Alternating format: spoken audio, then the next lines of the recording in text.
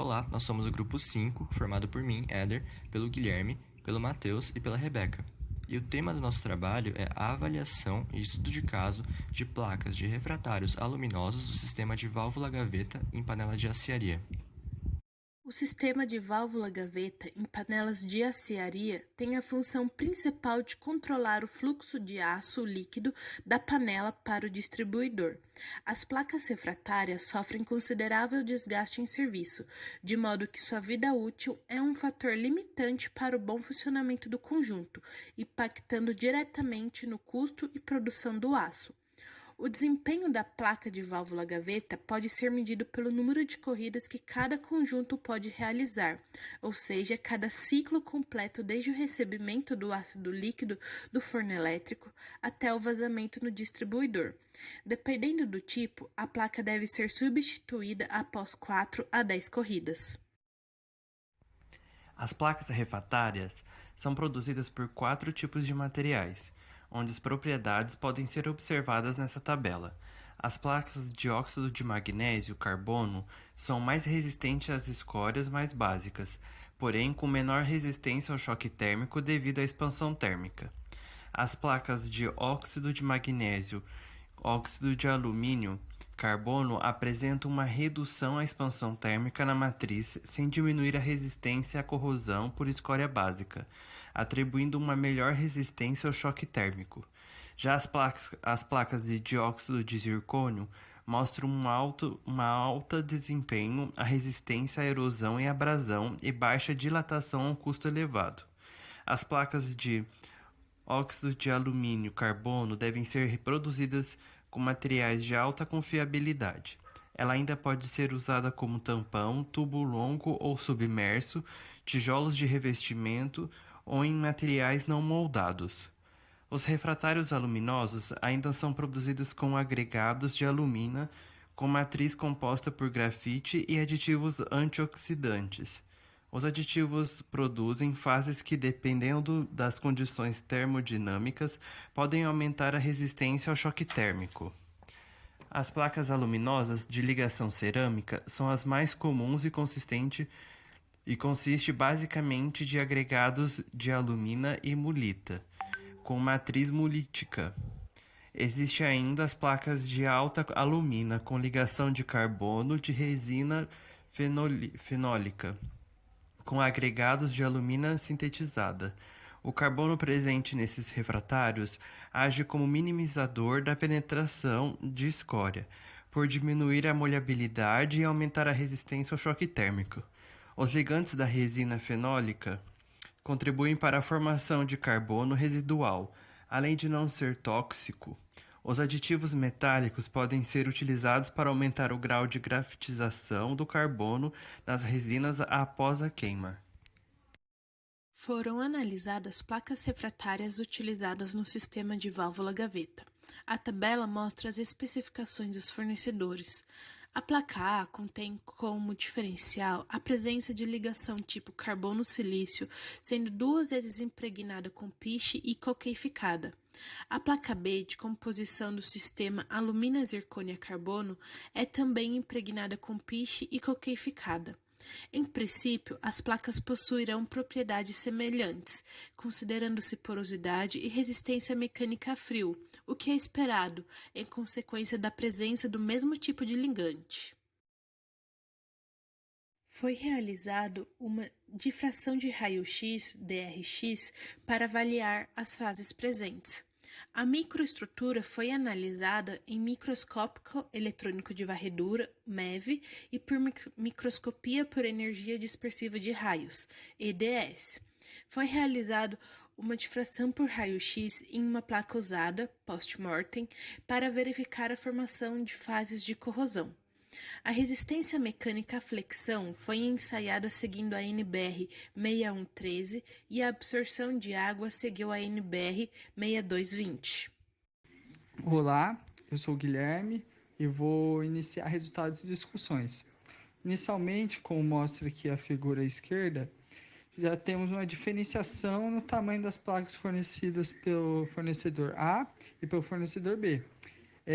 A placa do fornecedor A ela é expressivamente maior, e por ser maior, ela tem uma melhor distribuição térmica, sendo que o aquecimento do jato de aço poderia se distribuir para uma região maior. Já a placa B cumpre com a mesma função, porém com menos matéria-prima, por causa que suas dimensões são menores.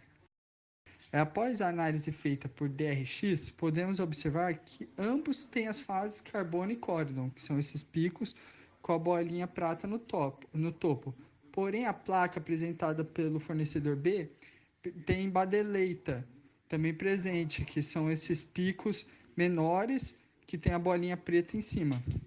A placa A tem silício na sua composição, formando carbeto de silício com grafite presente, tornando a placa A melhor que a placa B.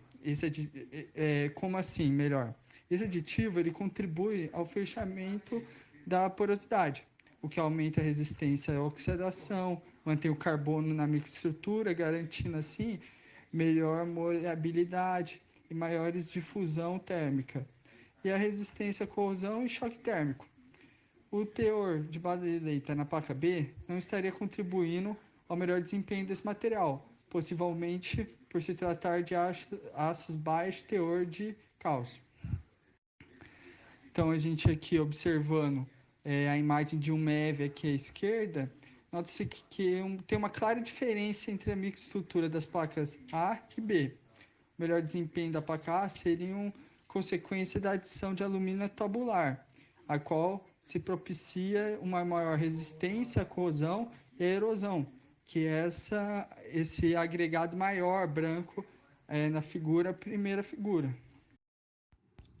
Foi realizada então uma análise química, VDS da placa A mostrada acima e B mostrada abaixo. Conseguimos observar que a pureza é consideravelmente maior nos agregados que constituíram a placa A, ponto 1 e área 6, apresentando teores bem menores de sílica que na placa B, pontos 3 e 4, área 8. A matriz de A mostra valores de sílica, ponto 5 e área 7, um pouco menores que na placa B, mas como a adição foi intencional, entendemos que a sílica presente na placa B pode ser considerada como o maior teor de impureza. A partir de uma análise por espectrômetro de emissão atômica de plasma ICP, tendo como resultado o valor de 12,5% de teor de sílica na placa B. A análise do ponto 2 na placa A mostra claramente um agregado com um aspecto de cor clara, já com composição predominantemente de alumina e um teor de razoável de zircônio. Já no ponto 4, representa uma partícula cuja composição por EDS é de um material de menor refratariedade. Nessa mesma linha de análise, na placa B temos diversas composições de impurezas, como nos pontos 1, 2 e 6. Agora foi feita uma caracterização comparativa de fases por meio de DRX entre a placa nova e a usada. No gráfico que indica o DRX da placa B usada, podemos ver que foram encontradas as fases corindon, grafite e badeleita, também encontradas na placa nova, e a presença de magnesioferrita. Essa fase da magnesioferrita indicou reação entre o óxido de ferro e o óxido de magnésio, sendo o primeiro advindo possivelmente da oxidação do ferro metálico ou da escória, e o segundo proveniente da escória. Observamos também a ausência de compostos característicos da corrosão entre escória e a placa, como os aluminatos de cálcio, os quais possuem baixa temperatura de fusão e são normalmente encontrados na corrosão de refratários aluminosos. Também a ausência de compostos formados a partir de componentes da estrutura da placa, a L2O3, que indica somente uma reação na face exterior, magnesioferrita, que provavelmente não trazem grandes consequências à estrutura da peça, caso sua infiltração seja pequena. Tais resultados sugerem que o principal fator de desgaste dessa placa seja o mecanismo de erosão. Porém, é importante entender que a presença de reações de corrosão pode não estar tão evidente, mas de alguma forma elas podem ter contribuído para o enfraquecimento da superfície de contato da peça. Por fim, Foi realizada a procura da origem de falha ou dano em uma placa que apresentou desgaste severo no canal de vazamento após uma única corrida. Denominamos essa placa de BF.